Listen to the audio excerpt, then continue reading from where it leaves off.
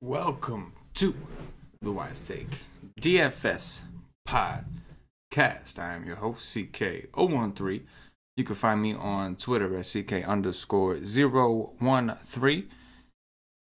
And I'm bringing you another Thursday night MLB FanDuel DraftKings preview podcast for the slate of Friday, September 7th, 2018.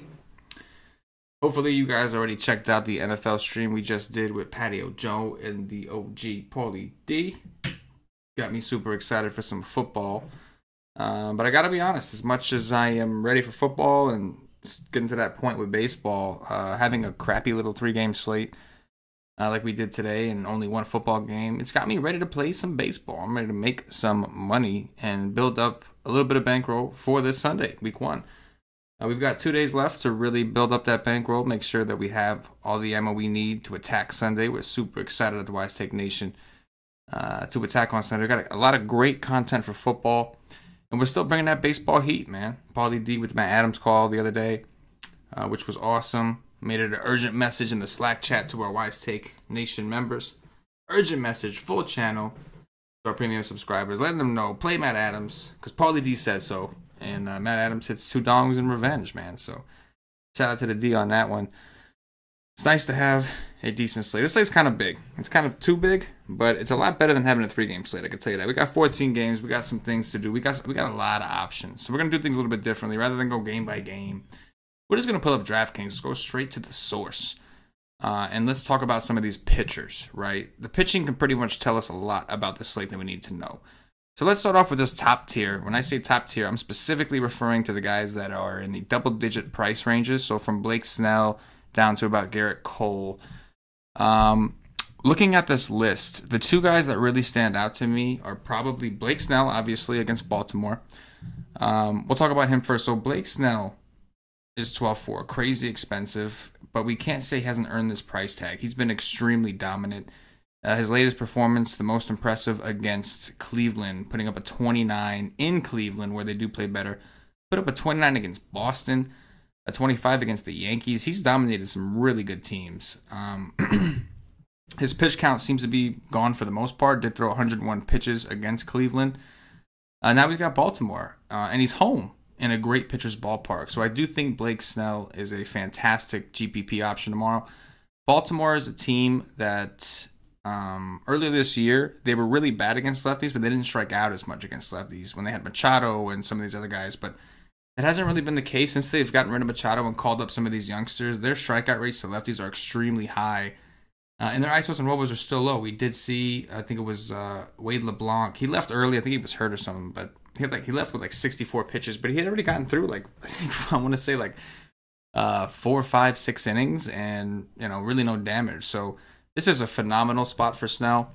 Much easier of a matchup. Maybe a little bit of a letdown spot. You get all hyped up to pitch against Boston and Cleveland. Now you got to pitch against lowly Baltimore. But it's a great park. He is very expensive, so he's going to limit your roster build immediately. But again, he has tremendous upside. And because we do have some of the higher price bats on this slate, we do have Boston. We do have a game in Coors. The Dodgers are in Coors against a John Gray who's been struggling. We'll talk about that in a second. I think that Blake Snell may go fairly low owned unless there's some random chalk SP2 that people are going to try to pair him with. There's one SP2 I got an eye on. We'll talk about him in a second. But Blake Snell's the first guy up top that stands out. Obviously, Carrasco is kind of interesting. Kind of inconsistent, though. So he dominates Minnesota, who's been awful, right? Minnesota is officially one of the worst teams out there. Struggled against Boston. Didn't do that well against Tampa. But he's dominated the bad teams, 36 against the White Sox. Dominated Baltimore. I will say this, Toronto does not do well with sliders and curveballs, right? Those kind of breaking ball pitches, they really don't do well, and that's something Carrasco does throw a lot. And he's got a pretty nasty one. In the beginning of the year, him and Kluber both kind of had a little bit of a dip in their strikeout upside, but Carrasco's actually fixed his. In 2016, he put up a 43 against Toronto, 2017 a 31, but then this year, he only seen them once, and it was back in May when he was kind of struggling, and he got destroyed.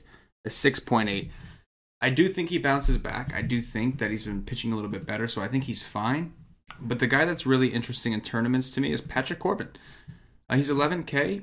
He's been consistently like hitting cash game value, like not really crushing his high price on tournaments. He hasn't in a while, but he's been consistently cruising. The Braves are not a team that I love to pick on, and as a matter of fact, he played the Braves earlier this year in Atlanta, and he got rocked, right? 7.3, not cool. But the Braves can strike out a little bit more against lefties, and this is actually a much better ballpark for him pitching at home rather than pitching in Atlanta. So I do think that Corbin at 11K, I think you can get him at some fairly low ownership. I think a lot of people are going to go to Nola, who I think is certainly fine against the Mets. I think that we're going to see Carrasco get some ownership in Snell, and I think that Corbin could be a nice little mix in between. Just like a game theory play. So obviously Blake Snell on paper looks better. You can make a case that Carrasco, his spot's a little nicer. Toronto does strike out a little bit more than Atlanta. But I think we have seen some pitchers dominate lefties. I mean, we've seen some lefty pitchers dominate the Braves. So he's kind of interesting. But for now, if I had to pick a top tier guy, it's hard for me to get away from Blake Snell. Going down the list, Paxton against the Yankees is kind of intriguing, I guess. I don't want to say the same words too many times, but y'all know me, and I can't help myself. He's got the strikeout upside. Didn't do well against the Yankees in Yankee Stadium, and that's just a death situation for lefties, the Yankees in Yankee Stadium. I do think playing them in Seattle, he's got a much better park, a much lower probability of giving up the home run ball, which I think ultimately hurt him in his game against the Yankees, gave up 2 home runs. So a bigger park, the Yankees can and will strike out. They haven't looked all that great without Aaron Judge, but they do have Gary Sanchez back, and they did go out and get Andrew McCutchen so that they don't have to play guys like Shane Robinson every day. So I do think that it is... I just got a text from Paulie D. One of our members, MG, took down the table set of $500. There you go. There you go, MG. Get them, man. Baseball don't ever die, man. If you can make money on it, the nation is doing it, and they're doing it well. Anyway, so yeah, Paxton's kind of interesting in tournaments. After that, it gets kind of like ugly. Like, I don't really want to pick on Houston in that ballpark. Then you've got the core situation with Kershaw. It's probably fine. He's been pitching better, but going to cores, I'm just a little concerned about upside.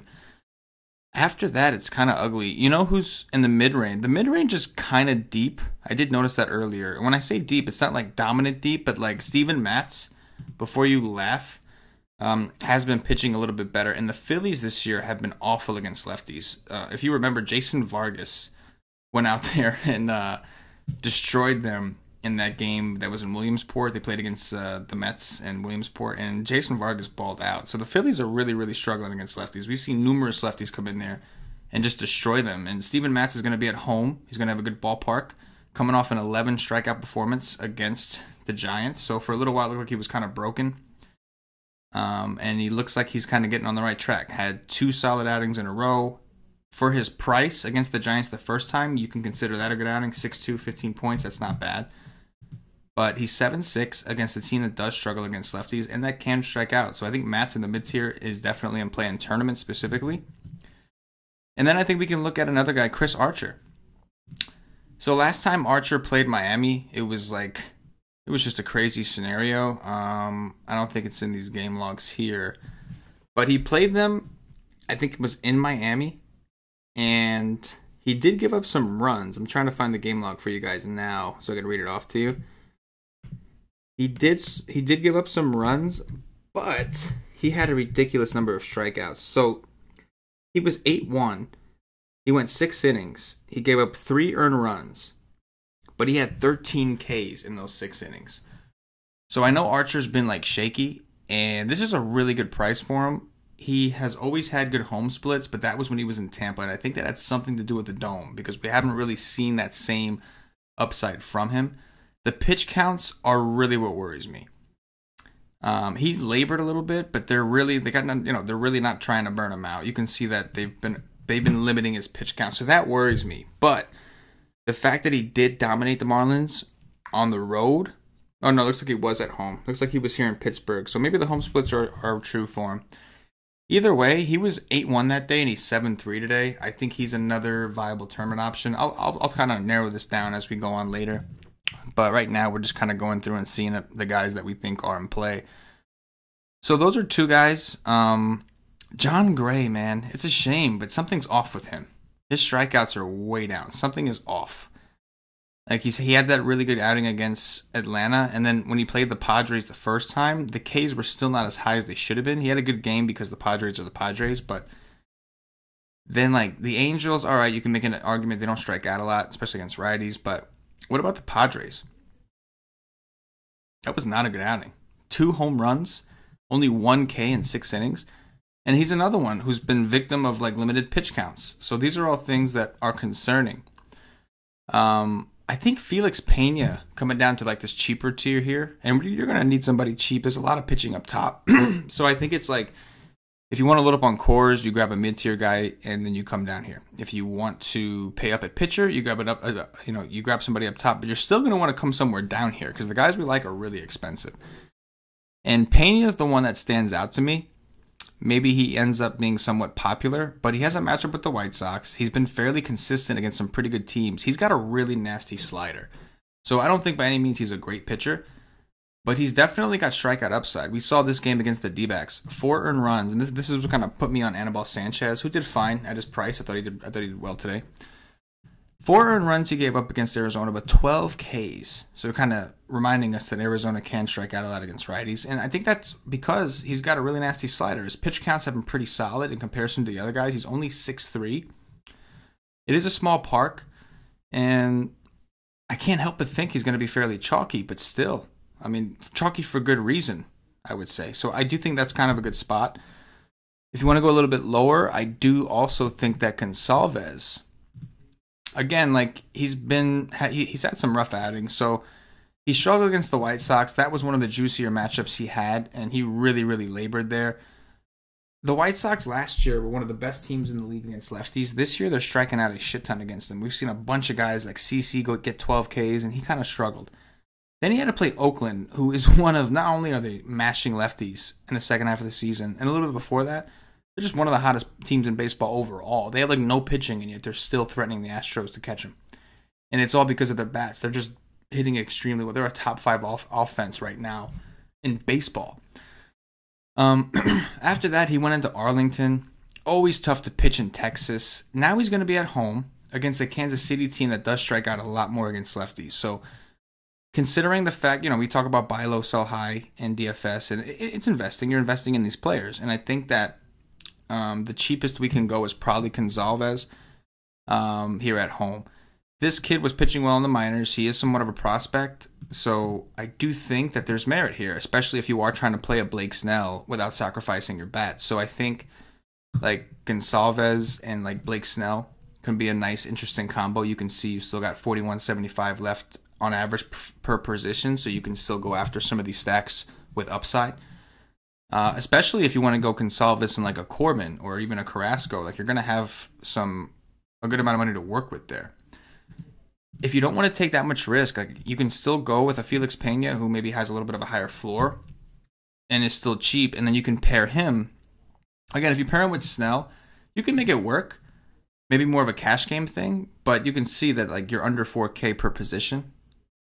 And it's going to be something similar if you plug in a Patrick Corbin, a little bit over 4. So like that's fine too. I guess it's kind of similar to Snell and Gonsalves. So I think that's another interesting combo. And of course, if you decide you want to load up on bats, say you're trying to play Boston or you're trying to play Coors or some situation like that, I think that you can attempt to come to Paxton for some of that relief, who seems to be in a pretty good spot against the Yankees at home. Or, of course, you can go real down and dirty, play yourself like a Steven Matson Pena, and you could really load up on the bats you want. You could do like a game stack of Colorado if that's what you're into. So those are the pitchers I think that are in play. And I'll try to recap this. Like if we go like tier by tier, I think Snell, Carrasco, Corbin up top. Blake Snell, obviously in the best spot on paper. But I think Corbin is the best like game theory play. So Snell, I think, is the optimal pay up. And then Corbin, I think, is the more game theory GPP pay up. I do think Paxton is in a pretty good spot here. against the Yankees should be fairly low owned. I think Steven Matz is the standout in the mid tier. Matz and Archer, those two guys are stand out to me in the mid tier with upside. And then down low, we've got what's his name, Felix Pena against the White Sox, and then if you really want to super punt your SP2, Gonsalves. I think those are the guys we're looking at as far as guys we want to attack. Kershaw's not a guy I love to attack, but you could get the Rockies fairly low owned tier, and he is still a lefty. He had a good game against, solid outing against Seattle, solid outing against San Diego. But I'm still not like seeing the Kershaw dominant Ks. So he got 9 Ks against the Giants, but he had to go 8 innings to get those. 7 Ks against Seattle. Seattle doesn't strike out a lot, but he had to go 7 innings to get those. 9 Ks against the Padres, a team that does strike out a lot, and he had to go 8 innings to get those. Then he played Arizona, a team that really doesn't strike out a lot against lefties, and he didn't do well. Gave up 2 home runs, only 3 Ks in 7 innings. So I think that if you do, I try to fade Coors for the most part. I've been playing them a little bit more lately, and that's mainly because their ownership has been low. And if their ownership is going to continue to be low, I could grab a couple of these guys. Story's coming off a triple dong game. Arenado has been kind of cold from a power perspective, but he's still producing, and it's only a matter of time before he goes back to hitting home runs. His ISO against lefties, him and Story, are just incredible. Granted, it is boosted because of Coors. On the other side of this game, it's the same thing with the Dodgers, right? Like, John Gray looks like something's wrong, and if he's not going to be able to strike guys out in Coors, he's going to give up some hard contact. That is something he's accustomed to. And these Dodgers, I know they have been a little shaky, but they just seem like they're in a great spot. So I think like a high upside build, you can go, let's see what happens if we go with like a Snell and Gonsalves and see if we start plugging in some of these guys. Like say we go Story, say we go Arenado, who's kind of underpriced for the position. You can see that like it goes up real quick. So maybe we go with a double mid tier. If we were to go Pena and Matz, could we make that work? Yeah, you got 4,200, so that's going to work a lot nicer. DJ LeMahieu's price isn't bad, and he's also a guy that doesn't strike out a lot against lefties, so I kind of like that. For catcher, I kind of like Grandal. We can see how that works. Muncie's been playing pretty well. Now it's where it gets tricky. So to do a game stack of this, you're going to have to really, really punt both pitching spots. You might have to go like really crazy dangerous and go like Pena and Gonsalves to stack it up. That's just one approach. I'm just kind of spitballing here. Either way, I do think that Coors is kind of interesting. We have 2 good pitchers. Maybe people lay off the bats. I'm not sure. It usually takes a lot for that, but Coors hasn't really produced all season, so I don't know. Like the ownership seems to be dropping a bit. And again, like at this point in the season, I'm really big on game theory and tournaments. As far as other pitchers to attack, let's go down this list here. Who stands out? Detroit could be kind of sneaky against Gomber. So Gomber's a guy that's kind of been getting by. His matchup against the Rockies and Coors was extremely impressive. And overall, he's had some pretty impressive games, but he does give up a lot of hard contact. Now, he keeps the ball on the ground, but Detroit has been pretty hot lately, and we know that they hit lefties better. So this is kind of this could be like if you are trying to pay up for pitching. Let's find Detroit here. They're relatively cheap usually. I went the wrong way, obviously. Go this way. So many damn games. So let's say we go with Detroit. Look at this. I mean, the prices on these guys are just, they're really low. You got Castellanos against a lefty. That sounds like a pretty good deal. You can see here, a little inconsistent, but he's got the upside. I just can't play V-Mart. I know he's been playing better, but I just can't play that guy. So, you know, maybe you guys can do it. I just can't do it. But I think Nico Goodrum has been playing well. You can see he's been pretty hot lately. Like there's options you can go in, and they're relatively cheap. So like they would fit nice with like that Snell, what's his name? Why do I keep forgetting this damn guy? Felix Pena build, right? Like you can do a full Detroit stack and still get there. But I do think Detroit is a cheaper, viable stack we can go to. Joe Ross, this is an interesting situation. So this guy's missed a lot of time with injury. He's been recovering from Tommy John surgery. So he's only had, looks like, he's had one start in single A, one start in double A, and two starts in triple A. So we don't have the data on his velocity just yet. So I wish that's something I definitely wish I could check to see how his velocity is doing. But he's actually looked okay in the minors. So it looks like his single A start, he went 3.2 innings, 1K, no earned runs. Then in his double A start, 3 earned runs, but he had 6 Ks. That's in 5 innings. Triple A start, 3 earned runs, 0 Ks in 6 innings. But his last start, the most recent one, 5 2/3, 4 Ks, 1 earned run.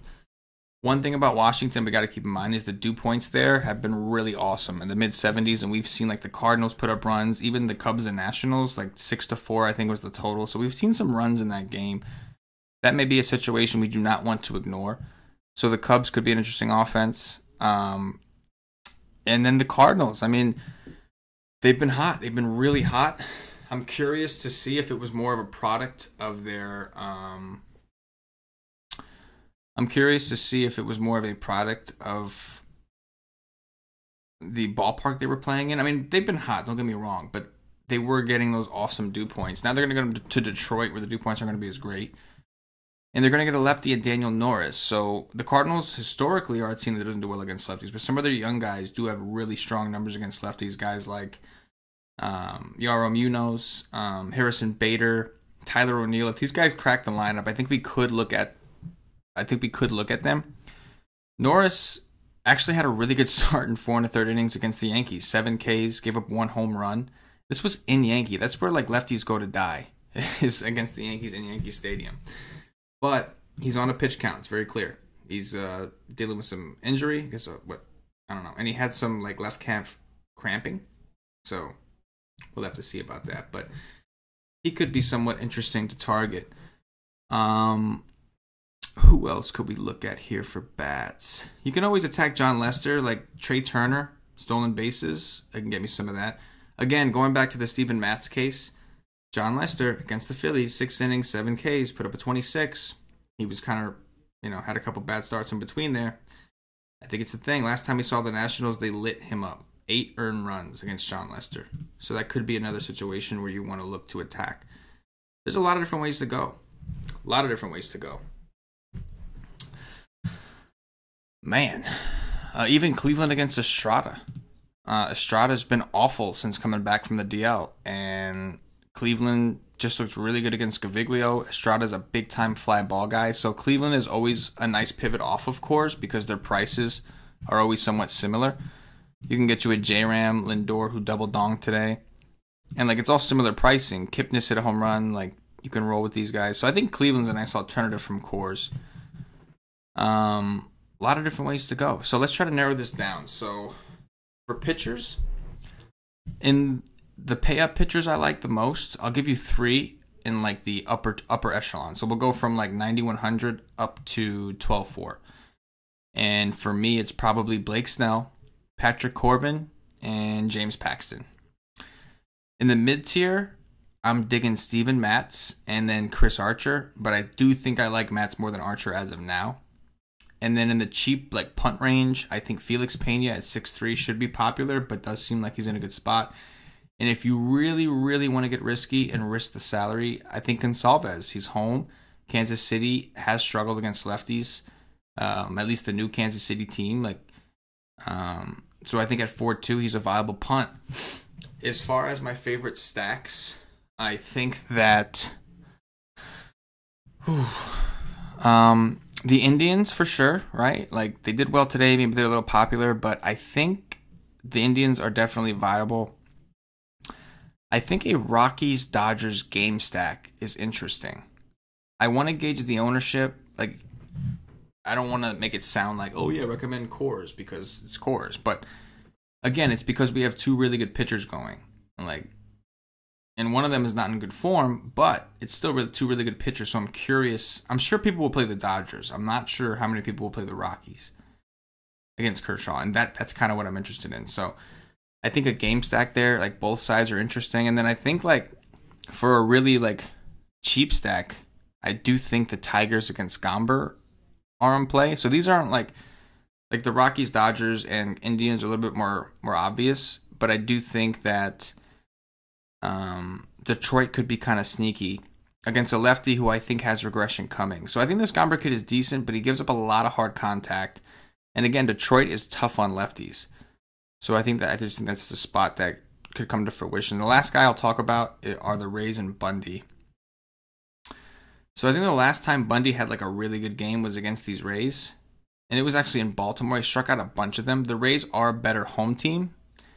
But this is kind of a make or break matchup. So Bundy at 6'5", if he has a great game, when he could really murk this salary. But I think Bundy is also like leading the leagues in like home runs given up or some crazy shit. He's given up a ton of home runs. Like we saw the Mets like break the slate against this guy.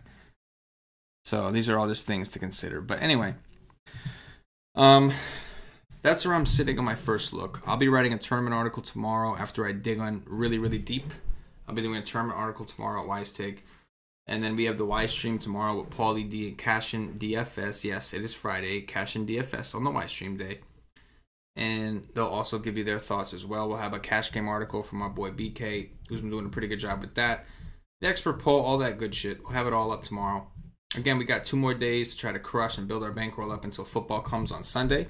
You guys got a little taste of NFL today. It was nice to have a game. Even though the game wasn't great, at least it finished well. Home runs. Let's try to pick some home runs here. So I'm going to go with a little more of an obvious one. I'm going to go with I'll go with J-Ram here against Estrada. So we'll go with him, number 1. This is just for home run call specifically. Then we'll go with... So, like, I'd love to say Trey Turner, but in reality, it's because I think he's going to produce fantasy points, not actually because I think he's going to hit home runs. Remember, you want to take stolen base guys against Leicester. Can't hold anybody on. But I'm going to refrain from that because... Gleyber Torres, shortstop eligibility. I did not notice that. That's kind of cool. But we're looking for the home run ball, and I think a guy I want to look at here for home runs, Nick Castellanos, right? That's the guy we talked about. Let's say Nick Castellanos. I can't spell his name apparently. Boom. So J-Ram, Castellanos. And maybe we'll find a first baseman. Let's go with Max Muncy. How about that for a dong watch right there? Muncy, Ramirez, and Castellanos. 3 homers. Guys that I think may be going deep. Anyway, guys. That is going to do it for the Wise Take DFS podcast. MLB style. So I appreciate y'all rocking with me on the solo show. Again, a little bit of a different format, but I think that it allows us to kind of get more in depth from a roster construction perspective. And at this point in the season, like nobody's messing around. We're just trying to win that money. So, come join the nation. The nation is still going strong. People are giving out calls, whatever the case is. Listen, we have a ton of content, and our content is great. So you want to get a day pass? Get a day pass. $2.49. You get in for a day. You get all the content for MLB for a day. But you really want to buy into the community aspect. First and foremost, we are a DFS community. And that's really where it's at. Kind of learning from everybody, learning from each other, everybody learning from the analysts. And even the analysts, in turn, learning a little bit from the subs and the other members. Like kind of learning and discussing things all together, sharing ideas, sharing theories, like teaching each other how to play the game. Our analysts, we don't just give you picks, we do give you picks. But if you're a full-blown member, if you buy into the community aspect and you get your monthly membership or higher and you're a member of our Slack chat, you'll learn how to play the game. You'll learn what to look for. Earlier this year, we were doing strategy sessions during the week to kind of show our members like how we do some basic research and doing some profiling, things like that. And it really paid off dividends. We've got so many success stories. Hopefully, maybe sometime soon, we'll even bring some of these guys on and let them like kind of say it for themselves. But we've seen a lot of guys come in here and try baseball out and just do well. And we're doing the same thing with every sport. We offer NASCAR, MMA. We offer a lot. We got a lot going on here. So I definitely think that it's the best investment you'll make as a DFS player is joining this community. and buying in. So you never know who you'll find in the Slack. We got all kinds of guys. Money Webby, another YouTuber, part of our Slack chat as well. We like to kick it, get a chance to talk to him, anything really. So, again, guys, buy into the community. It's a thing. And you're going to want to be here for NFL because the NFL content's looking, well, how do they say that? NFL content's on fleek. Is that still a thing? I don't know. I think it's still a thing. Come rock with us, though, guys. If you're watching on YouTube, please click that thumbs up, that like button. Subscribe to the channel if you're watching on Facebook. Give us a like and a share to support the nation. If you're watching us on Twitch or Twitter, give us a follow, give us a retweet. If you're listening to us on Podbean or iTunes, give us some 5-star reviews. Bump us up those charts. It means a lot to us. Allows us to keep doing what we do. Allows us to keep doing these shows for you guys for free. So whatever platform you're watching or listening, the least you can do is show us some love. That's all we ask for. It goes a long way here. Just a reminder, guys, if you want access to the Slack chat that I'm talking up, and I mean every word of it, you got to be a monthly member or higher. So if you get a day pass, you'll get all the content, but you don't get access to the Slack chat. We need guys who are ready to commit to the community. So a monthly membership or higher, and you get access to the Slack chat, and that's really where it's at. But if you want to try out the content for now, just to see, go for it. Get a day pass, $2.50. You'll get the Y stream, which is a live stream we do in Apple for Lock. You'll get the articles, all that good shit. You just won't get the Slack chat, but the Slack chat is really a big part of it. So I recommend, if you like what you see from the content side, if you try us out there, just sign up for the All Sports. Get yourself something. Like, you might as well. We have a lot to offer. All right, guys, that's going to do it for me. Appreciate y'all for watching, listening, all that good shit. For CK013 and the entire Y State Nation, as always, good luck.